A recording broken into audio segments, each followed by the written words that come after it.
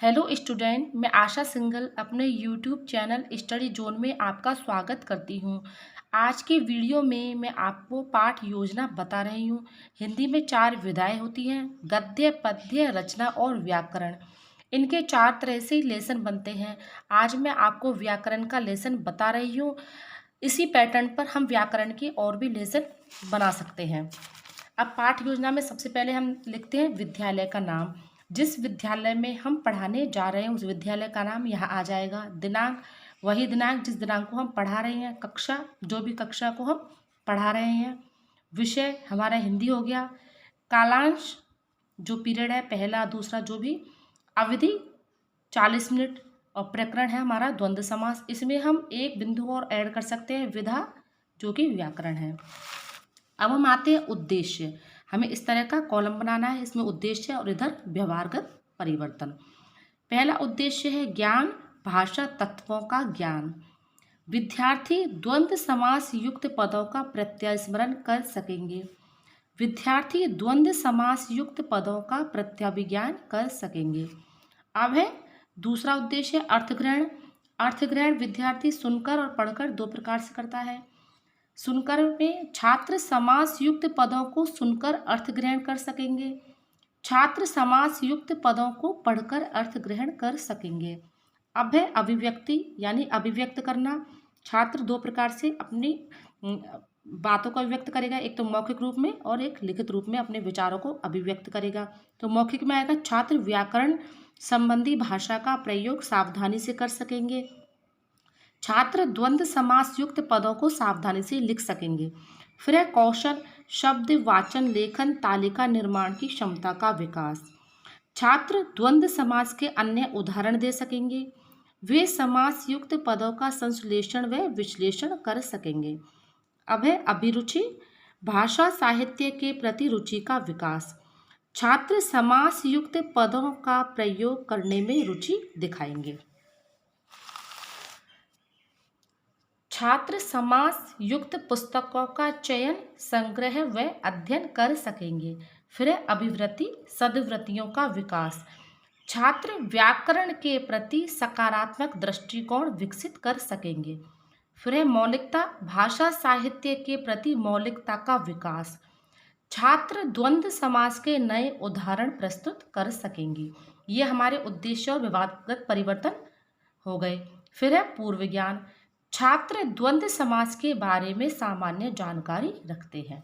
आगे हम लिखेंगे सहायक सामग्री। सहायक सामग्री में कक्षा, कक्षोपयोगी सामग्री जैसे चौक, झाड़न यानी डस्टर, संकेतक यानी पॉइंटर, चार्ट, लपेट फलक इत्यादि। फिर आ जाएगी प्रस्तावना। प्रस्तावना में हम इस तरह फॉर्मेट बनाएंगे। देखिए, जैसे क्रम संख्या, प्रश्नों का क्रम, प्रश्नों की क्रम संख्या, फिर है छात्र अध्यापिका क्रिया, फिर है छात्र क्रिया। इसमें बच्चों से प्रश्न पूछे जाएंगे। जैसे पहला प्रश्न है, हिंदी भाषा में कौन कौन सी विधाएं होती हैं? तो छात्र की क्रिया है, हिंदी भाषा में गद्य, पद्य, व्याकरण, रचना, ये 4 विधाएं होती है। अब जो हमारा दूसरा क्वेश्चन बनेगा ये पहले वाले के उत्तर से ही बनेगा। व्याकरण के अनुसार 2 या 2 से अधिक शब्दों के मेल को क्या कहते हैं? व्याकरण के अनुसार 2 या 2 से अधिक शब्दों के मेल को समास कहते हैं। फिर तीसरा क्वेश्चन, समास के कितने भेद हैं? समास के 6 भेद हैं। 6 भेद कौन कौन से हैं? 6 भेद है अव्ययी भाव समास, तत्पुरुष समास, द्विगु समास, बहुव्रीहि समास, कर्मधारय समास, वह है द्वंद्व समास। फिर है द्वंद्व समास के बारे में आप क्या जानते हैं? तो ये हो गया हमारा समस्यात्मक प्रश्न। फिर आगे उद्देश्य कथन। आज हम द्वंद्व समास के बारे में अध्ययन करेंगे। अब आगे देखिए, हमें इस तरह से फॉर्मेट बनाना है 2 पेजों में। तो इसमें सबसे पहले आएंगे शिक्षण बिंदु, फिर है छात्र अध्यापिका क्रिया, फिर छात्र क्रिया, फिर कौशल, फिर सहायक सामग्री, फिर है शामपट्ट सार। अब शिक्षण बिंदु में हम संश्लेषण विश्लेषण विधि से पढ़ा रहे हैं, तो इसमें विश्लेषण विधि, विश्लेषण इसमें लिख देंगे। फिर चार्ट की ओर संकेत करते हुए। तो पहला हमारा शिक्षण बिंदु है, जो विद्यार्थी दिन रात परिश्रम करते हैं वे सफल होते हैं। प्रस्तुत वाक्य में रेखांकित पद कौन सा है? तो हम देखते हैं रेखांकित पद है दिन रात, तो छात्र क्रिया होगी। प्रस्तुत वाक्य में रेखांकित पद दिन रात है। दूसरा प्रश्न है, दिन रात का समास विग्रह क्या होगा? दिन रात का समास विग्रह दिन और रात होगा। इसमें पूर्व पद क्या है? इसमें पूर्व पद दिन है।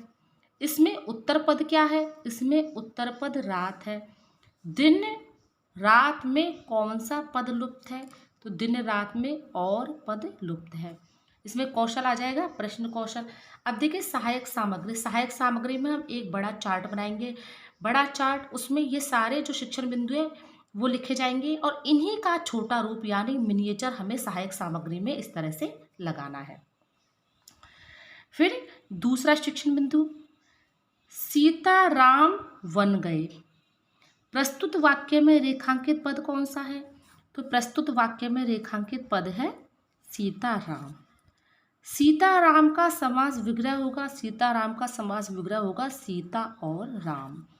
इसमें पूर्व पद क्या है? इसमें पूर्व पद सीता है। इसमें उत्तर पद क्या है? इसमें उत्तर पद राम है। सीताराम में कौन सा पद लुप्त है? तो सीताराम में और शब्द लुप्त है।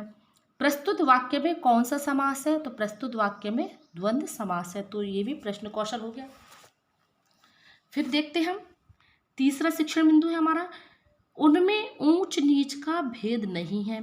प्रस्तुत वाक्य में रेखांकित शब्द कौन सा है? तो प्रस्तुत वाक्य में रेखांकित शब्द है ऊंच नीच। ऊंच नीच का समास विग्रह क्या होगा? ऊंच नीच का समास विग्रह ऊंच और नीच होगा। इसमें पूर्व पद क्या है? इसमें पूर्व पद ऊंच है।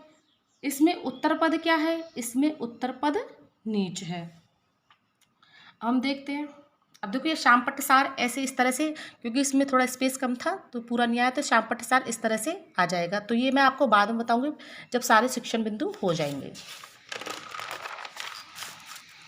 फिर अगला पेज ले लेंगे, उसमें भी सेम वही पैटर्न बनाना है जो पहले में हमने बनाया। शिक्षण उद्देश्य, छात्र अध्यापिका क्रिया, छात्र क्रिया, कौशल, सहायक सामग्री और विधि प्रविधि और श्याम पट्टसार। तो पहले वाला ही चल रहा था अभी। ऊंच नीच में कौन सा पद लुप्त है? इसमें और पद लुप्त है। प्रस्तुत वाक्य में कौन सा समास है? प्रस्तुत वाक्य में द्वंद्व समास है। फिर अगला शिक्षण बिंदु लेते हैं। तो शिक्षण बिंदु देखो हम 3 या 4 ले सकते हैं, कम से कम 3, ज़्यादा से ज़्यादा 4। प्रस्तुत वाक्य में चौथा शिक्षण बिंदु है, मोहन को अपने माता पिता से बहुत प्रेम है। तो प्रस्तुत वाक्य में रेखांकित पद कौन सा है? प्रस्तुत वाक्य में रेखांकित पद है माता पिता। माता पिता का समास विग्रह क्या होगा? माता पिता का समास विग्रह होगा माता और पिता। इसमें पूर्व पद क्या है? इसमें पूर्व पद माता है। इसमें उत्तर पद क्या है? इसमें उत्तर पद पिता है। माता पिता में कौन सा पद लुप्त हुआ है? माता पिता में और पद लुप्त हुआ है। प्रस्तुत वाक्य में कौन सा समास है? प्रस्तुत वाक्य में द्वंद्व समास है। तो देखो ये भी प्रश्न प्रवाह है कौशल। अब देखिए श्याम पट्टसार में हम वही सारी चीजें लिख देंगे। जैसे शब्द कौन कौन से शब्द है? तो दिन रात का समास विग्रह होगा दिन और रात। पूर्व पद दिन, उत्तर पद रात, लुप्त पद और समास है द्वंद्व समास। फिर सीताराम, सीता और राम, पूर्व पद सीता, उत्तर पद राम, लुप्त पद और समास है द्वंद्व। शब्द है ऊंच नीच, समास विग्रह होगा ऊंच और नीच। पूर्व पद ऊंच, उत्तर पद नीच, लुप्त पद और समास है द्वंद्व समास। फिर माता पिता, समास विग्रह होगा माता और पिता। पूर्व पद है माता, उत्तर पद है पिता, लुप्त पद है और समास है द्वंद्व। अब देखिए ये हो गए हमारे शिक्षण बिंदु। अब हम आएंगे संश्लेषण यानी नियमीकरण। नियमीकरण ये लिखा जाएगा छात्र अध्यापिका क्रिया में। जिस समास में दोनों पद प्रधान होते हैं, कोई पद गौण नहीं होता, उसे द्वंद्व समास कहते हैं। इसमें 2 पदों को मिलाने वाले वाक्य या पद और या तथा एवं का लोप हो जाता है। छात्र ध्यान पूर्वक सुनेंगे तथा अपनी उत्तर पुस्तिका में लिखेंगे। इसमें हो जाएगा व्याख्यान कौशल और शामपट्ट कौशल। ये शामपट्ट कौशल है और शामपट्ट पर हम लिख देंगे विधि या निगमन विधि, क्योंकि इसमें पहले नियम बताए जा रहे हैं तो निगमन विधि हो गई। और यहाँ हम लिखेंगे शामपट्ट सार में, जिस समास में दोनों पद प्रधान होते हैं, कोई पद गौण नहीं होता, उसे द्वंद्व समास कहते हैं।